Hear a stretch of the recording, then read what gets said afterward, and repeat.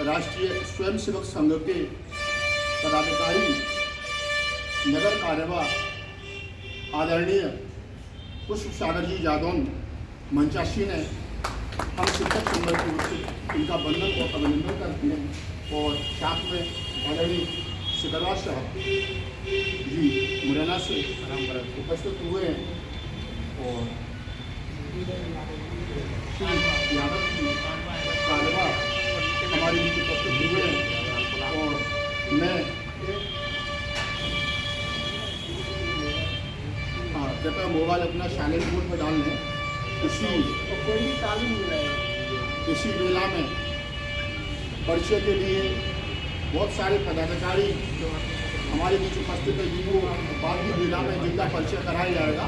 मैं तहसील अध्यक्ष श्री जयप्रकाश शर्मा जी से आग्रह करूँगा कि मंचासी हमारे संघ पदाधिकारियों का जो उद्बोधक हेतु उपस्थित हुए हैं उनका माल्यार्पण करेंगे। धन्यवाद। आदरणीय जयप्रकाश शर्मा जी। आयु में क्या सेवा कर सकता हूँ, यह श्रद्धा रूपी रत्न को मैं आज समर्पित करता हूँ।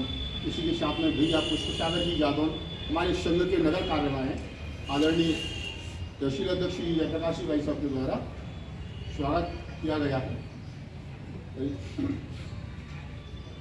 धन्यवाद। सिकरवा साहब।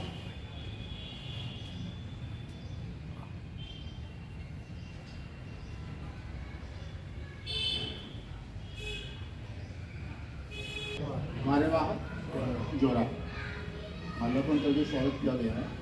धन्यवाद तहसील अध्यक्ष जी। और अधिक समय को न लेते हुए सीधे ही मैं निवेदन करूंगा मंचासी पदाधिकारियों से कि हमारे आज के विषय कर्तव्य बोध पर अपना उद्बोधन श्री जादौन साहब आपको उद्बोधन प्रस्तुत करेंगे। आदरणीय पुष्प सागर जी जादौन नगर अध्यक्ष संघ कार्यवाह सोलह।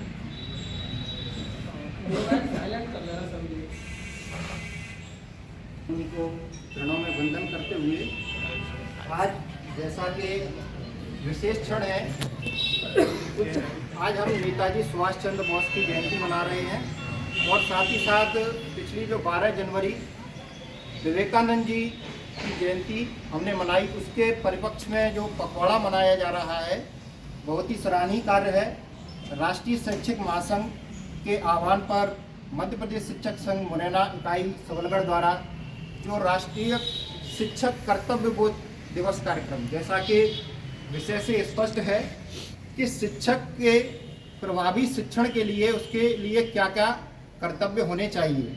हम सभी अपने कर्तव्यों का निर्वहन भली भांति अपने विद्यालय में समाज में करते ही हैं, लेकिन शिक्षक के कुछ राष्ट्र के लिए समाज के लिए कुछ कर्तव्य हैं। पहला कर्तव्य छात्र हित, शिक्षा हित, समाज हित और राष्ट्र हित। इन हितों की पूर्ति के लिए शिक्षक को क्या क्या कर्तव्य करणीय है उनको उन कुछ बिंदुओं पर हम यहाँ पर प्रकाश डालेंगे चर्चा के माध्यम से। सबसे पहला हम देखते हैं कि शिक्षक के लिए पहला महत्वपूर्ण कर्तव्य है अनुशासन एवं समय प्रबंधन।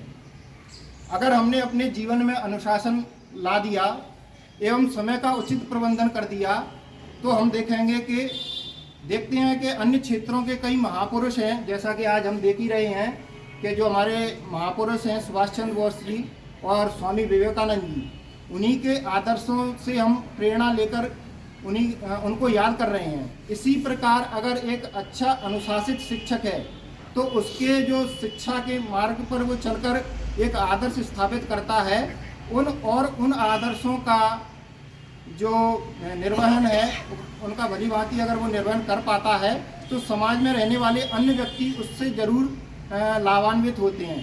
तो जैसे जैसे हम देखते हैं कि हमें उनका आदर्शों का उनका भली भांति निर्वहन करना चाहिए। दूसरा महत्वपूर्ण सबसे बिंदु ध्यान में आता है अध्ययन और शिक्षण।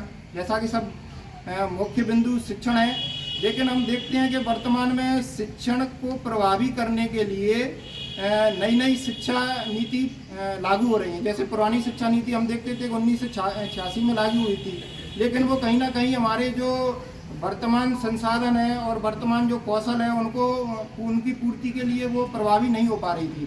इसलिए नई शिक्षा नीति जो वर्तमान में लागू हुई है, जिसे राष्ट्रीय शिक्षा नीति नई 2020 के नाम से हम जानते हैं, तो उसको प्रभावी ढंग से विद्यालय में उस करने के लिए हमारा मुख्य कर्तव्य उसको राष्ट्रीय शिक्षा नीति को लागू करवाना है। उस अध्ययन और अध्यापन के साथ साथ मुख्य जो हमारा शिक्षण है उसके साथ साथ हमें छात्र छात्राओं को नैतिक शिक्षा और सांस्कारिक शिक्षा का भान अवश्य कराना चाहिए।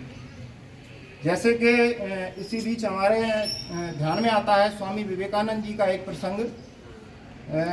एक बार स्वामी जी विदेश में गए तो उनकी वक्तव्य शैली और भाषण शैली काफ़ी प्रभावी थी। तो उन्होंने जब अपना वक्तव्य भाषण दिया, उसके पश्चात एक विदेशी महिला उनके पास आई और बोली कि मैं आपसे विवाह करना चाहती हूँ। तो स्वामी जी बड़ा अचंभित हुए, ऐसा क्यों? तो उस महिला ने कहा कि मैं आपसे विवाह करके आप जैसा एक बुद्धिमान पुत्र प्राप्त करना चाहती हूँ।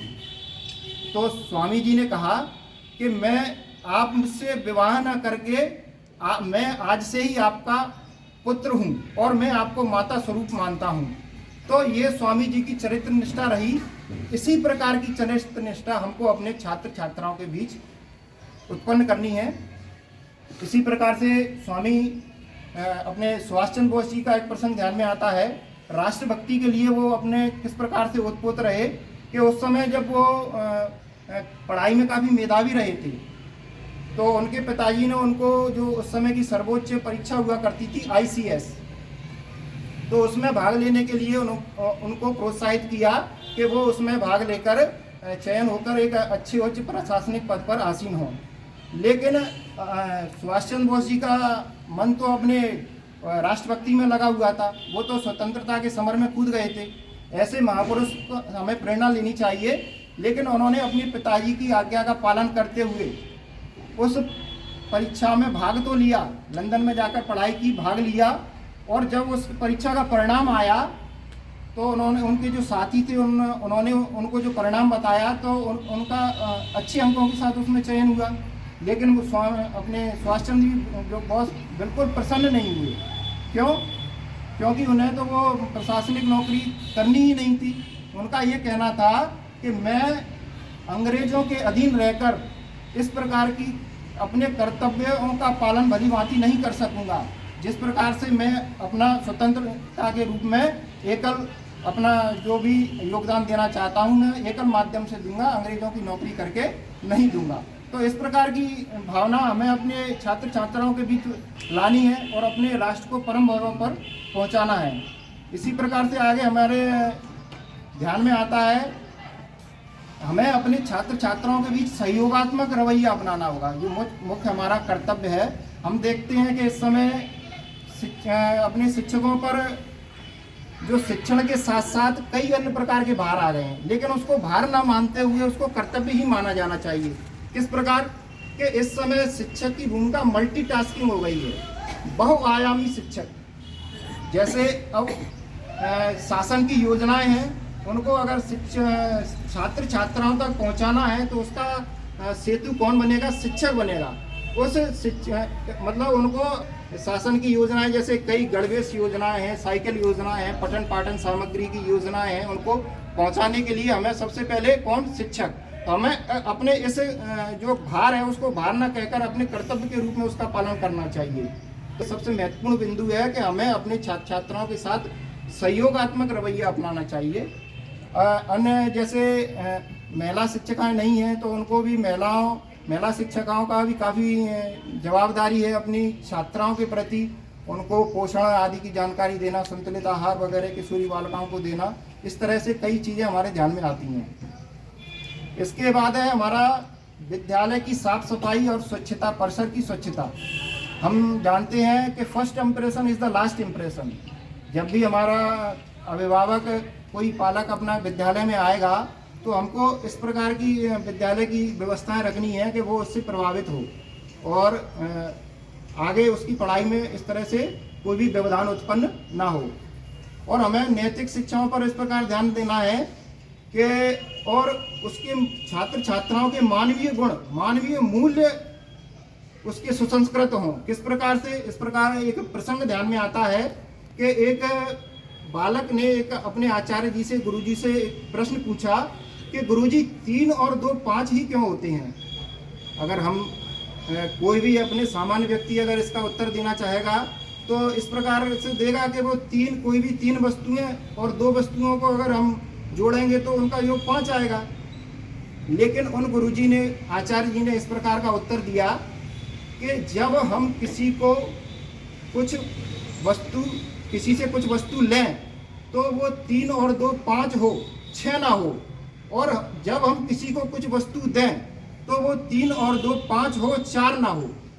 तो इस प्रकार की अपने जो छात्र छात्राओं के मन में ऐसे मानवीय मूल्यों का विकास करना है कि इस प्रकार के मानवीय मूल्य लेकर वो अपने जीवन में आगे बढ़े और राष्ट्रभक्ति से ओतप्रोत हो और भारत माता को परम वैभव पर पहुंचाने का कार्य करे। इसके साथ साथ हमें उसके सर्वांगीण, बालक के मानसिक और शारीरिक सर्वांगीण विकास के लिए कार्य करना है। उसको स्पर्धात्मक और प्रतियोगी बनाना है। शिक्षण के साथ साथ हमें उसकी जो भी भाषण कला है, लेखन कला है, गायन कला है, या शारीरिक खेलकूद के माध्यम से, हम जानते ही हैं कि स्वस्थ शरीर में ही स्वस्थ मस्तिष्क का विकास होता है। तो उसकी स्पर्धा को और उसके जो कौशल हैं, हम देखते हैं कि नई राष्ट्रीय शिक्षा नीति जो बनाई गई है उसमें कौशल आधारित शिक्षा का काफ़ी महत्व दिया गया है।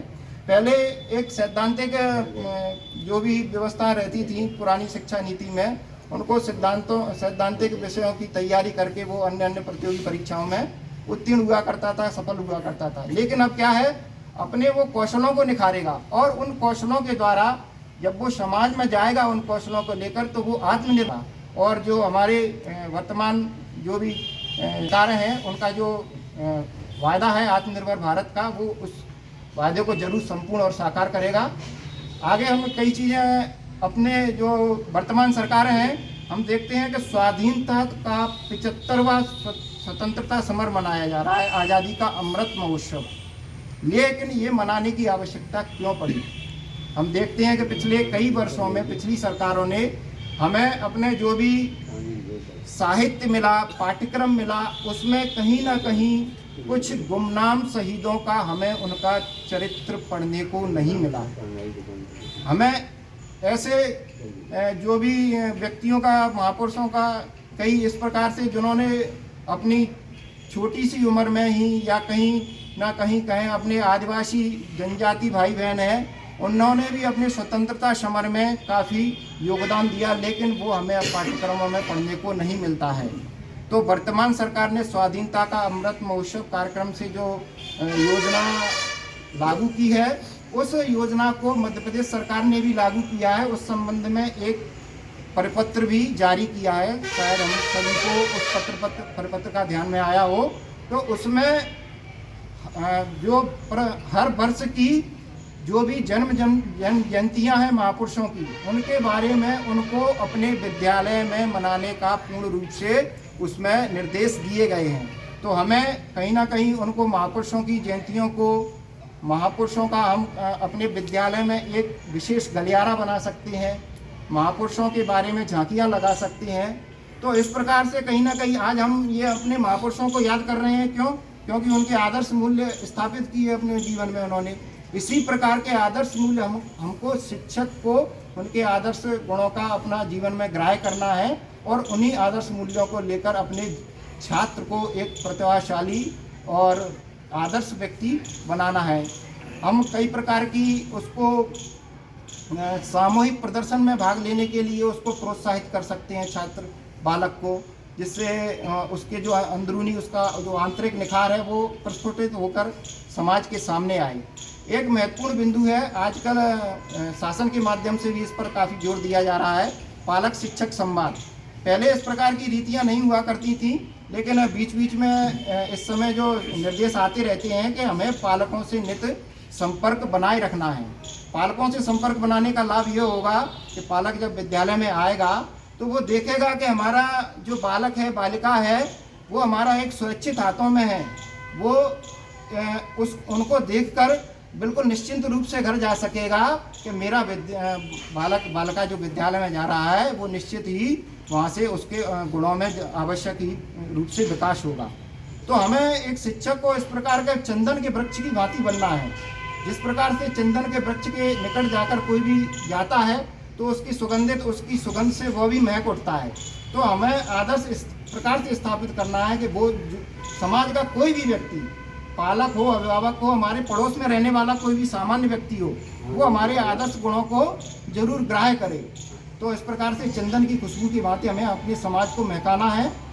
इस प्रकार से जो कहा गया है कि विद्या ददाति विनयम, विद्या एक विनय की वस्तु है, विद्या से विनय प्राप्त होता है। तो यही विनय हमको अपने जीवन में ढालना है। अंत में एक ऋग्वेद का श्लोक ध्यान में आता है, संगच्छध्वम संवदध्वम संभो मनासि जानताम देवा भागम यथा पूर्वे संज्ञा नाना उपासति। इसका भावार्थ इस तरह से है कि हम साथ मिलें, साथ रहें और साथ पढ़ें, साथ बढ़ें। और जो हमारे महापुरुषों ने, देवताओं ने जो आदर्श मूल्य स्थापित किए हैं और जो कर्तव्य उन्होंने दिए हैं, उन्हीं कर्तव्यों पर अपने उस मार्ग पर चलकर इस समाज को पल्लवित करें, प्रस्फुटित करें। धन्यवाद।